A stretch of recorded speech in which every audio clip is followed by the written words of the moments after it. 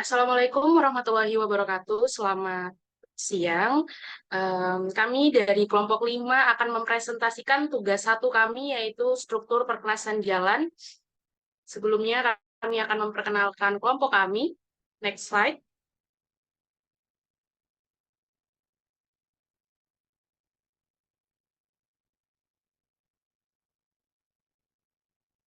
Yaitu saya sendiri, Devi Azalia, ada Aquileras, terus ada Pianti, ada Sherina, dan ada Habibi. Selanjutnya, outline dari presentasi kami.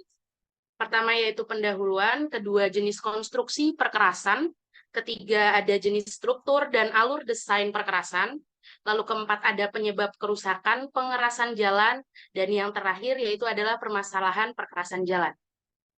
Next. Sebelumnya kita masuk di bab pendahuluan.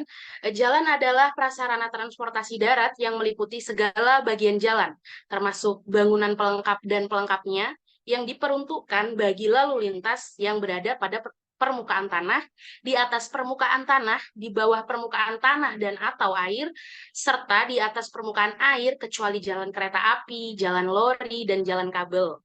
Perkerasan merupakan struktur yang diletakkan di atas tanah untuk mendukung beban berulang dari lalu lintas kendaraan menurut Hardiatmo tahun 2017. Next. Ada fungsi perkerasan jalan menurut Hardiatmo, yaitu memberikan struktur yang kuat untuk mendukung beban lalu lintas. Lalu kedua, memberikan permukaan rata bagi pengendara. Ketiga, memberikan kekasatan atau tahanan gelincir, skid resistance di permukaan perkerasan. Lalu keempat, mendistribusikan beban kendaraan ke tanah dasar secara memadai sehingga tanah dasar terlindung dari tekanan yang berlebihan. Lalu kelima ada untuk melindungi tanah dasar dari pengaruh buruk perubahan cuaca. Selanjutnya,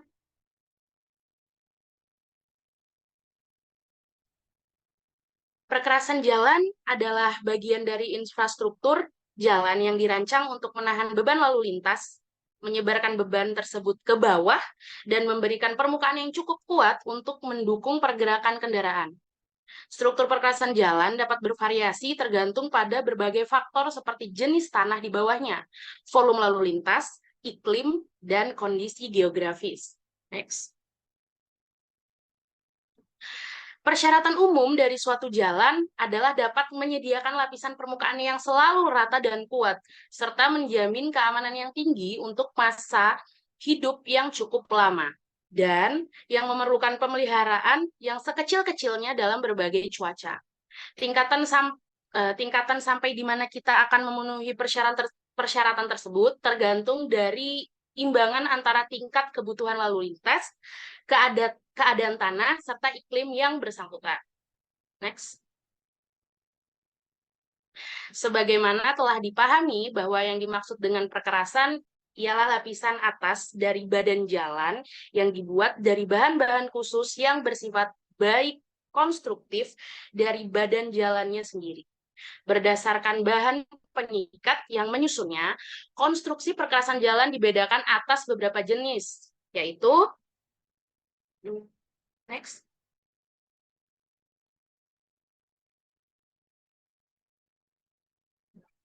Selanjutnya akan Baik. dibawakan teman-teman. Oke. Terima kasih. Baik, selanjutnya adapun jenis konstruksi perkerasan, yang pertama itu perkerasan lentur.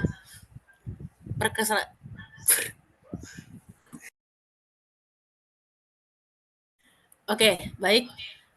Perkerasan lentur terdiri dari lapisan-lapisan yang diletakkan di atas tanah dasar yang telah dipapatkan dan menggunakan aspal sebagai bahan ikatnya. Bersifat relatif lentur saat suhu meningkat, aspal dapat melunak karena terbebani secara terus-menerus. Lapisan-lapisan tersebut berfungsi untuk menerima beban lalu lintas dan menyebarkan ke lapisan di bawahnya. Next.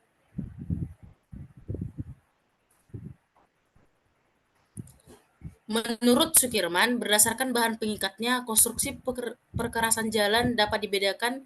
Yang pertama itu perkerasan kaku. Perkerasan kaku atau bisa disebut juga dengan perkerasan beton semen, yaitu suatu perkerasan dengan bahan baku agregat dan menggunakan semen sebagai bahan ikatnya. Bersifat relatif antar ikatan kimia yang menghasilkan struktur komposit yang sangat kuat dan keras.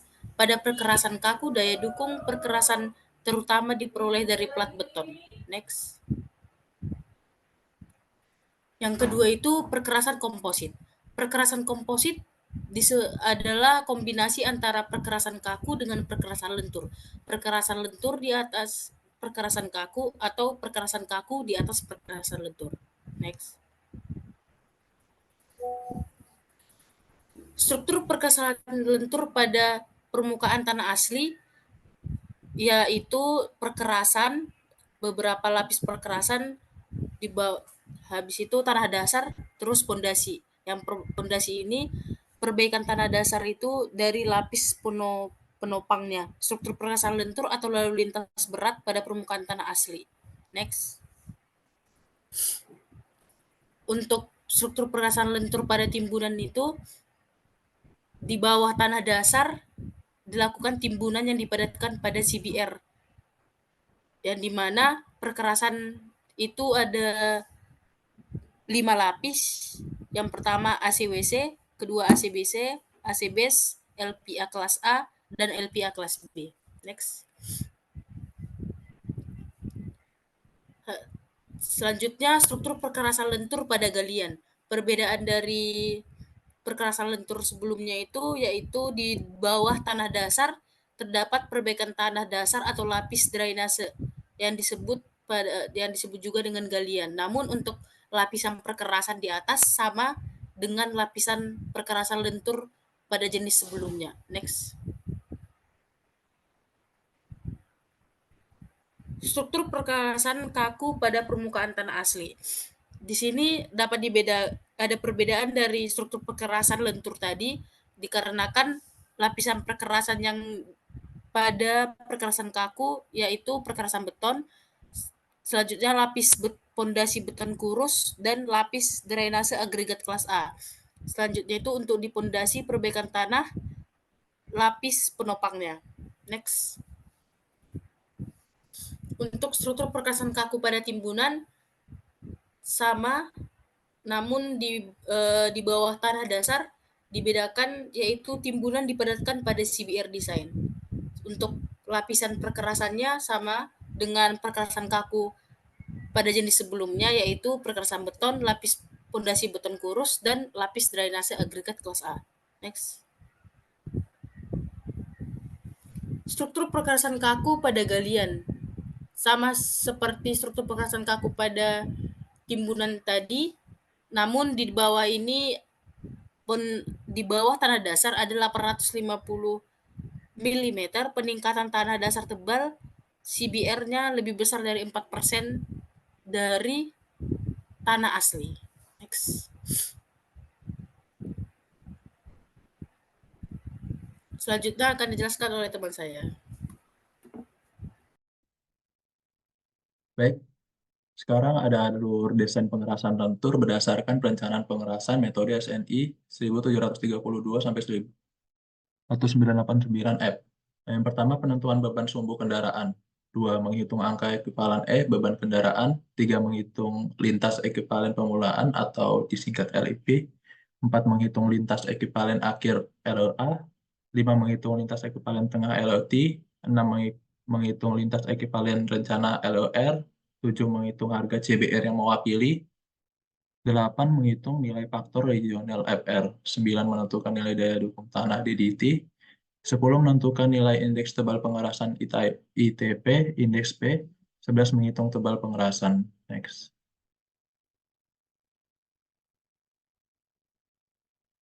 Selanjutnya ada alur desain pengerasan lentur berdasarkan metode ASITO 1993.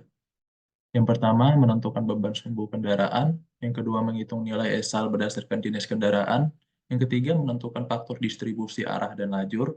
Yang keempat, menentukan indeks kemampuan pelayanan. 5. Menentukan nilai reliabilitas R dan deviasi standar normal ZR. 6. Menentukan nilai koefisien drainase. 7 menghitung kemampuan pelayanan delta PSI. 8 menentukan nilai koefisien rencana lapisan. 9 menentukan nilai elastisitas pada setiap lapisan. 10 menghitung nilai modulus resilient MR. 11 menentukan nilai struktur number SN menggunakan nomogram.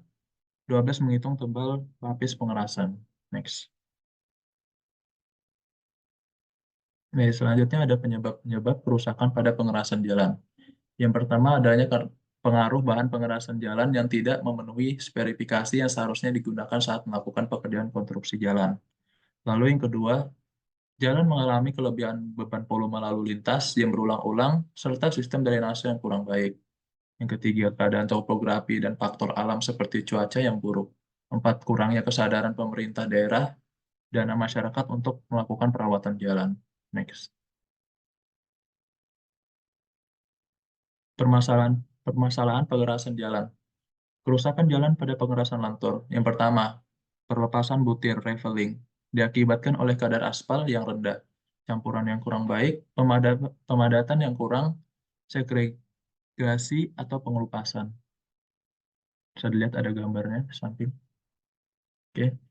Alur atau rating merupakan kerusakan dengan adanya penurunan memanjang yang terjadi pada jalur jejak roda kiri JRKI dan jejak roda kanan RJKA, terutama akibat dari deformasi permanen pada lapis pengerasan atau tanah dasar, yang biasanya disebabkan akibat konsolidasi atau penggerakan lateral bahan pengerasan akibat beban kendaraan. Next. Retak atau cracking. Yang pertama, retak memanjang, longitudinal cracking, retak paralel yang sejajar dengan sumbu jalan atau arah penghamparan yang dapat disebabkan oleh pembentukan sambungan memanjang yang kurang baik, akibat penyusutan lapis beton yang diakibatkan oleh temperatur yang rendah atau penuaan aspal, atau siklus temperatur harian, atau gabungan dari faktor-faktor tersebut. 2. Retak melintang, transverse cracking, retak yang terjadi pada arah lebar pengerasan dan hamper tegak lurus sumbu jalan atau arah penghamparan. Retak ini biasanya diakibatkan dengan beban lalu lintas. Next. Kerusakan pada pengerasan kaku. Yang pertama, retak memanjang longitudinal crack. Retak yang umumnya terjadi pada tengah pengerasan beton, sejajar sumbu jalan atau arah lalu lintas. 2. Retak melintang, transverse crack. Retak yang terjadi pada arah lebar pengerasan beton dan hamper tegak lurus sumbu jalan. 3. Gompal pada sambungan joint spalling. Kerusakan atau pecahnya tepi slab beton di sekitar sambungan yang biasanya tidak membentuk bidang vertikal, tetapi membentuk sudut terhadap bidang datar. Adapun parameter perencanaan pengerasan. Yang pertama, beban lalu lintas berdasarkan ASITO 1993. Beban lalu lintas dilimpahkan pada pengerasan jalan melalui kontak antara roda dan muka jalan. Oleh karena itu, beban lalu lintas bervariasi sesuai dengan berat kendaraan, konfigurasi sumbu, distribusi ke masing-masing sumbu kendaraan, dan ukuran roda kendaraan. Kerusakan ditimbulkan oleh masing-masing beban lalu lintas tersebut dipengaruhi oleh mutu struktur pengerasan yang berkurang kelanjutan selama masa pelayanan. Next. Yang kedua, angka ekivalen beban sumbu.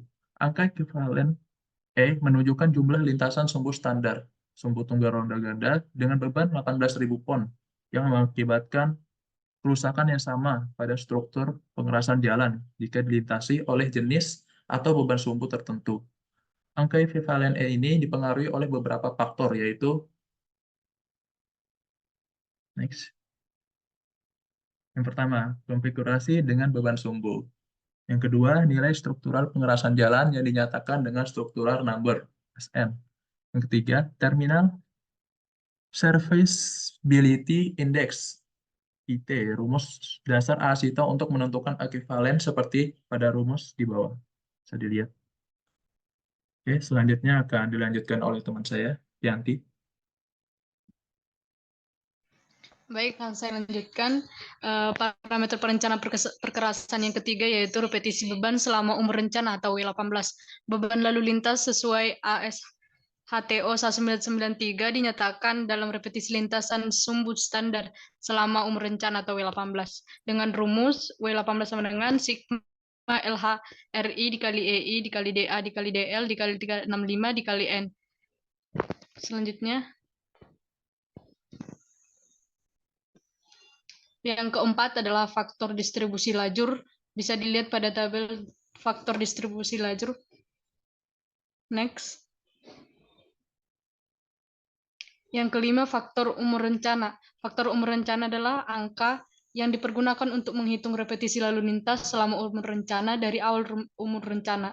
Jika tidak ada pertumbuhan lalu lintas, maka N sama dengan umur rencana. Atau bisa dipakai menggunakan rumus N sama dengan 1 ditambah 1 pangkat N dikurang 1 per I. Next. 6. Pertumbuhan lalu lintas atau I%. Pertumbuhan lalu lintas adalah pertambahan atau perkembangan lalu lintas dari tahun ke tahun selama umur rencana. Faktor yang pengaruhi besarnya pertumbuhan lalu lintas adalah perkembangan daerah tersebut, bertambahnya kesejahteraan masyarakat di daerah tersebut, dan naiknya keinginan untuk memiliki kendaraan pribadi. Faktor pertumbuhan lalu lintas dinyatakan dalam persen atau tahun. Yang ketujuh, umur rencana. Umur rencana adalah jumlah waktu dan tahun dihitung sejak jalan tersebut mulai dibuka sampai saat diperlukan perbaikan berat atau dianggap perlu diberi lapis permukaan yang baru. Umur rencana pergerakan jalan umumnya ditentukan atas pertimbangan pola lalu lintas serta nilai ekonomi jalan. Faktor umur rencana merupakan variabel dalam umur rencana dan faktor pertumbuhan lalu lintas yang dihitung.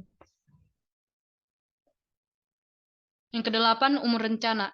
Kinerja struktur perkerasan jalan sangat ditentukan oleh 4 faktor utama, yaitu yang pertama, struktur perkerasan seperti tebal dan mutu setiap lapis perkerasan. Yang kedua, kondisi lingkungan seperti temperatur, curah hujan, dan kondisi tanah dasar. Yang ketiga, perkiraan repetisi beban lalu lintas dan proyeksi selama umur rencana.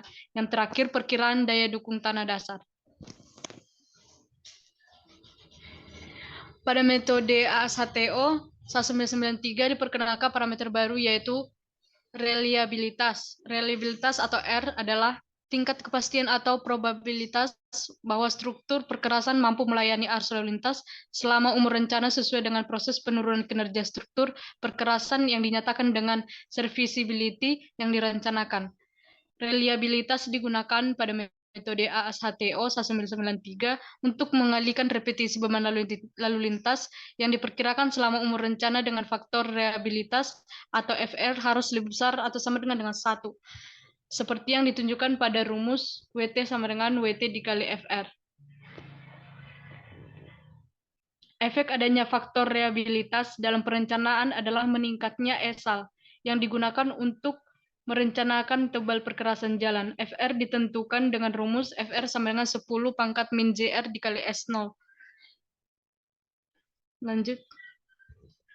Yang ke-9, drainase. Kemampuan struktur perkerasan jalan mengalirkan air merupakan hal penting dalam perencanaan tebal perkerasan jalan. Air masuk ke struktur perkerasan jalan melalui banyak cara, antara lain melalui retak pada muka jalan, sambungan, infiltrasi perkerasan, akibat kapilaritas, atau mata air setempat. Untuk perencanaan tebal perkerasan jalan, kualitas drainase ditentukan berdasarkan kemampuan menghilangkan air dari struktur perkerasan. Seperti pada tabel 27, kelompok kualitas drainase berdasarkan AAS HTO 1993.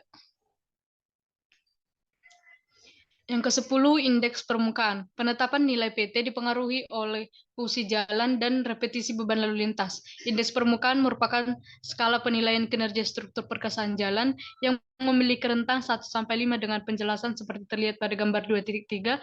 Skala nilai indeks permukaan yang sesuai dengan AAS HTO 1993 adalah 2,0, 2,5, dan 3,0. Yang ke-11, struktur number atau SN. Rumus dasar SN berdasarkan metode ASHTO 1993 dijelaskan pada rumus log W18 sama dengan ZR dikali S0 ditambah 9 0,36 dikali log SN plus 1 min 0,20 ditambah log delta PSI per 4,2 dikurang 1,5 per 0 plus 0,4 plus 1094 per SN plus 1 pangkat 5,19 ditambah 2,32 dikali log. SN adalah angka yang menunjukkan jumlah tebal lapis perkerasan yang telah disetarakan kemampuannya sebagai bagian pewujud kinerja perkerasan jalan. Koefisien kekuatan relatif atau A adalah angka penyetaraan berbagai jenis lapis perkerasan yang dipengaruhi oleh mutu dari jenis lapisan yang dipilih, yang ditunjukkan pada rumus SN sama dengan A1 dikali D1 ditambah A2 dikali M2 dikali D2 ditambah A3 kali M3 dikali D3. Selanjutnya akan dilanjutkan oleh teman saya. Selanjutnya untuk parameter perencanaan perkerasan yang di ke-12 yaitu koefisien kekuatan relatif. Koefisien kekuatan relatif ini diperoleh berdasarkan jenis lapisan perkerasan yang digunakan.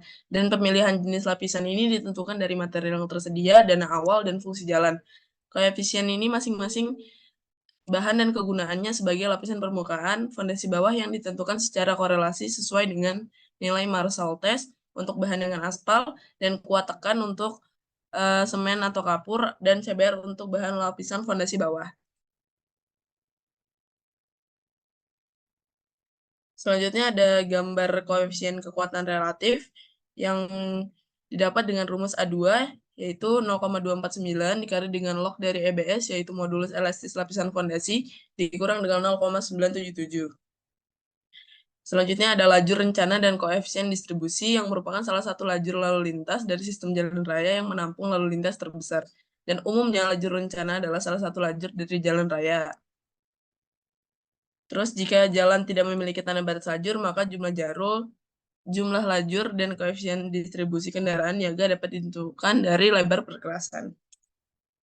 Selanjutnya ada tebal minimum setiap lapisan. Nah, tebal minimum dari setiap lapisan perkerasan ini ditentukan berdasarkan mutu daya dukung lapisan di bawah yang dapat diilustrasikan dengan gambar seperti berikut untuk menentukan tabel masing-masing dari perkerasan.